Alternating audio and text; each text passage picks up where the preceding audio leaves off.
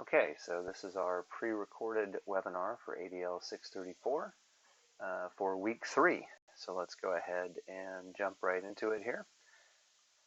Excuse me. All right, so a couple of quick things. If you've seen the other two webinars for this class, or even any of my other classes, you probably have seen something very similar to this. So let's try to go through it real quickly here. So when will grades be posted? Sometime after the Tuesday after the class ends, not really between 12 to 5, sorry, I need to update that, but just sometime after probably noon on the Tuesday after the class ends. But it could be Wednesday, could be Thursday, kind of just depends on how many assignments are coming in and things like that. You will want to just make sure that you're ready for that, though. Assignments are due the Saturday of the last class at 11:59 p.m. However, if something gets in the way and there's something that you didn't plan for that comes up at the very end, right before you're turning in an assignment, then please feel free to contact me and let me know, and we can discuss, like how much extra time you could have if you need it, because oftentimes it is possible. Let's see, all grades are posted at the same time, so if we're waiting on one student to turn something in, everybody's kind of waiting for that one student, so just be aware of that. Discussion boards, try to do these earlier in the week. It makes it easier if you are, excuse me, if you are responding to other students. If you do that, and they make a little more sense if they're done earlier in the week. This week, for this particular class, we will be doing our discussion board in Flipgrid. So look for information in our class website under week 3 with the discussion board on how to access the Flipgrid and get ready to videotape yourself. All right, weekly meetings. Typically, if we have a regular class going on, we have weekly meetings at 5 p.m. and they're optional. The points don't go in the grade book for this. If we're doing an independent study, it might be a little bit different. We might do open office hours or something like that at a certain time. And might just have webinars like this, weekly meetings on, only if you really feel like they're necessary, because it's just a little bit of a different class. So let's see. So Twitter chat coming up on week 4. I'll be posting information about that very soon here, since we're starting week 3. So I'll make sure that I get that out to you guys very soon if it's not already there. For this specific class,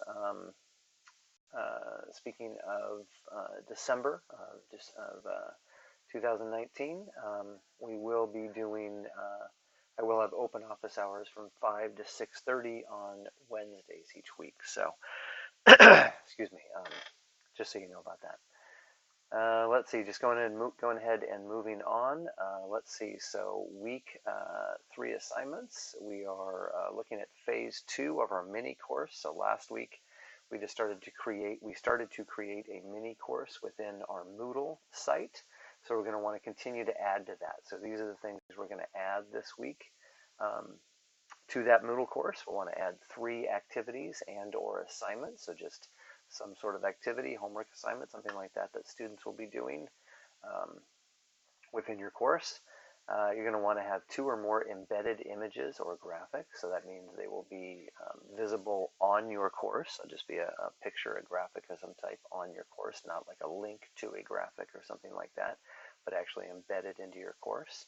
You're going to want an embedded Web 2.0 activity, which I'll show you a quick example of that in just a moment. And then I am thinking about doing another webinar like this where I go over some of these things that might be a little bit more difficult and show you exactly how I did them in Moodle. So look for that as well.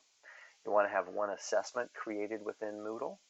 So Moodle does have its own assessment tools. So you're going to want to use assessment tools within Moodle and then post that assessment in your Moodle course. Moodle does have a grade book as well, so you're going to want to make sure that you have 1 item within that grade book. And then you're going to want to, you're going to want to outline the topics for all 4 weeks of this mini course within Moodle. So you don't have to have everything done, you don't have to have the entire course done, but you do want to have an outline of what students are going to be doing so we can see what's going to be involved in your course. Okay, next assignment, or another one of the assignments, is that we're going to have a reflection. You're going to be reflecting on what you've learned up to this point in ADL634, how much you use these skills in the future. So how could you use these things in your current classroom or in future classrooms? And then you also want to be thinking about, do you need to learn anything more? Is there anything that you need to go research and, improve your skills on in order to be able to really use these things that we've been discussing. And then also we have a discussion board. This discussion board will be done in Flipgrid for this December 2019 class. And it's going to be on asynchronous versus synchronous learning, and it's going to be talking about the benefits and limitations of synchronous learning. So when we're talking about synchronous learning, we're talking about things like, unlike this pre-recorded webinar, it used to be that online learning was mostly, if not all, asynchronous learning. A professor would do something like this, like I'm doing right now, and post that, and you would watch it asynchronously. You wouldn't watch it as I'm presenting it, but you would watch it, on your own time. Or we'd have discussion boards are a good example of that. You would go, a professor would post a question, and then you would go post a response, and then other people would respond to your response, but it wouldn't be a live sort of thing. Synchronous learning is more of live webinars where we meet and we're discussing in the moment. So we meet at 5 o'clock, and then we all have sort of a lecture discussion sort of environment, but it's a live thing. Or if we have, an example might be a chat room or something like that, where we are typing just our responses in sort of a chat room feature. But it's live discussion. It's happening right now. I post a question, and then as an example, I would post a question, and then we would have people respond immediately to that question. There wouldn't be that wait time there. And then, of course, don't forget about the plethora of resources that can be found under week 3. There's always lots of good materials in there in order to be able to understand what we're discussing for that week. There are some Moodle tutorials throughout the course, so you'll want to check those out as well. And then at this point, I'm sure you've signed up for Moodle, so we don't really need to worry about that one.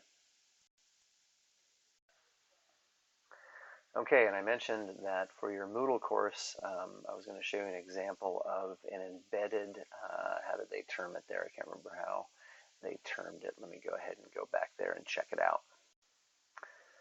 An embedded Web 2.0 activity. So you can see I've got, this is my sample course, which you guys should have access to. If you don't, for some reason, let me know and we can get that to you.